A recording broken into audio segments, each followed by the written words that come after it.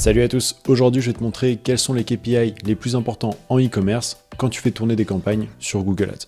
Alors il y a certains KPI qui vont te paraître relativement logiques, mais tu vas voir, il y en a plusieurs qui sont assez peu connus et pourtant ils sont hyper importants pour la rentabilité de tes campagnes. Mais qui suis-je pour dire tout ça? Je me présente rapidement pour ceux qui ne me connaissent pas. Moi c'est Charles, ça fait 10 ans que je suis expert Google Ads et je suis le fondateur de Satellite. Satellite, c'est une agence spécialisée en Google Ads et en e-commerce. On accompagne des dizaines de sites e-commerce et on investit tous les mois près d'1 million d'euros sur Google Ads pour nos clients. Mais maintenant, place à la vidéo. Alors le premier KPI que tu dois absolument suivre en e-commerce, c'est évidemment les conversions. Les conversions, ça va permettre de guider ta campagne vers les actions que tu veux qu'elle réalise. Dans 99% des cas en e-commerce, on va être sur des conversions ventes, même si tu peux également guider ta campagne vers des ajouts au panier ou des paiements initiés. Ça, c'est plutôt des choses que tu vas faire si tu lances une campagne et que tu n'as pas d'historique. Mais comme je disais, dans presque 100% des cas, tu vas guider ta campagne vers des ventes parce que c'est le but d'un site e-commerce. Maintenant qu'on a vu qu'il fallait suivre les conversions, on va s'intéresser à leur rentabilité. Pour ça, on va surveiller le ROAS. ROAS en anglais, ça veut dire Return on Ad Spend. Grosso modo, c'est combien je génère en chiffre d'affaires pour chaque euro que j'investis. Donc si par exemple tu as un ROAS de 3, ça veut dire que chaque fois que tu investis 1 euro, eh bien tu génères 3 euros de chiffre d'affaires. Pour surveiller le ROAS, on va s'intéresser à la colonne valeur de conf par coût. Tu vois, là en l'occurrence, elle m'indique un ROAS de 4,49 pour cette campagne. Donc chaque fois qu'on dépense 1 euro, le client y génère 4,49 euros de chiffre d'affaires.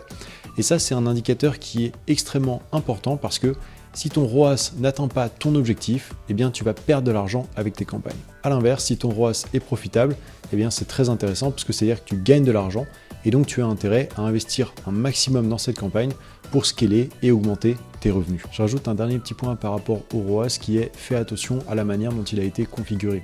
Il est important que tu saches si c'est un ROAS qui est hors taxe ou alors s'il est TTC plus frais de port ou dans le meilleur des mondes s'il a été configuré à la marge. Parce qu'en fonction de sa configuration, les KPI que tu as sous les yeux peuvent dire des choses totalement différentes. Troisième KPI important à suivre, le panier moyen. Le panier moyen, c'est quoi? C'est à combien s'élève généralement une commande lorsque quelqu'un achète quelque chose sur ton site. Pour ça, on va regarder la colonne qui s'appelle valeur par conversion.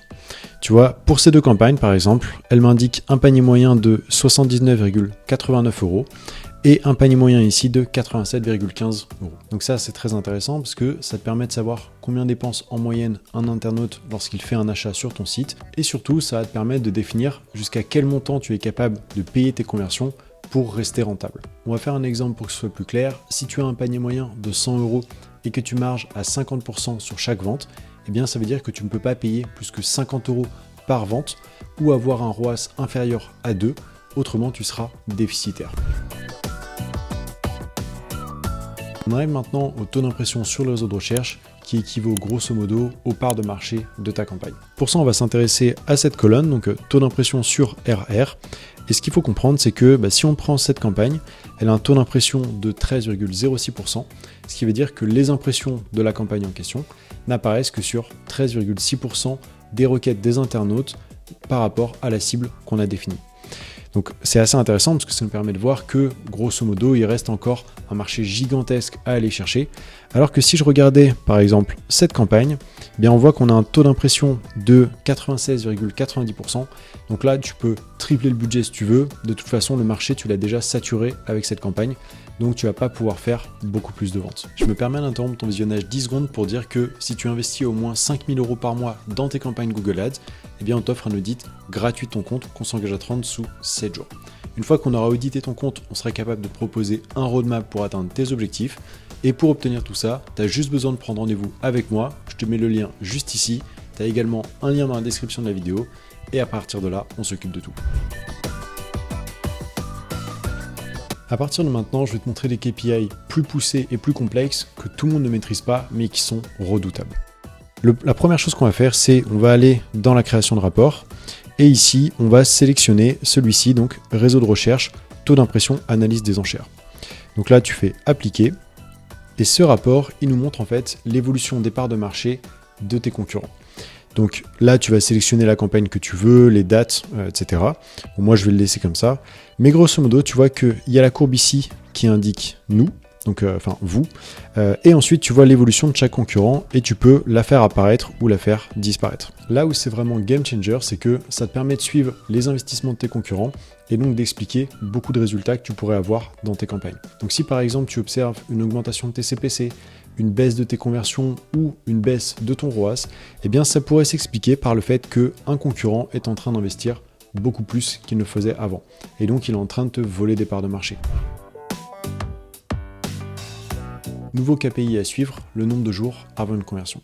Cette information, elle est capitale parce que les internautes ne vont pas toujours acheter le jour même et donc ça te permet de voir à peu près combien de temps ils mettent avant de passer à l'achat et donc de comprendre les résultats. Pour le voir, tu vas dans ta campagne, tu cliques sur segmenter, conversion, puis nombre de jours avant une conversion. Tu vas ensuite avoir accès à ces informations ici. Et donc tu vois que par exemple pour cette campagne, eh bien sur 2170 conversions, on en a 1115 qui sont réalisées en moins de 1 jour, c'est-à-dire le jour même. Donc ça veut dire que à peu près la moitié des conversions se font le premier jour, sauf que l'autre moitié, eh bien comme tu peux voir, elle se fait entre 1 et 30 jours. Donc c'est très très important parce que si tu ne regardes pas ce genre de KPI, eh bien tu pourrais penser que tes campagnes ne sont pas rentables, alors qu'en réalité elles le sont, c'est juste que les internautes prennent leur temps avant d'acheter. Dans la continuité du KPI précédent, on va s'intéresser à la colonne conversion par date de conversion. Ça c'est une colonne différente.